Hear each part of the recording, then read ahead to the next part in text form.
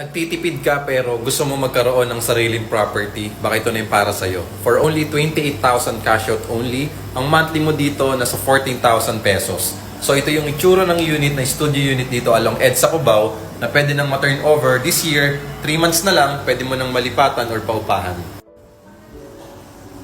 So ganito mismo yung studio unit natin. So pagka turnover, meron ng free aircon, meron ka pang 120,000 pesos discount. So kasama na yung granite countertop, yung overhead cabinet natin, tapos itong side cabinet na to. So sa baba, meron tayong grease trap dyan, tapos dito yung salpakan ng ref. So induction cooker lang yung pwedeng ilagay dito. And then ito naman yung bathroom natin.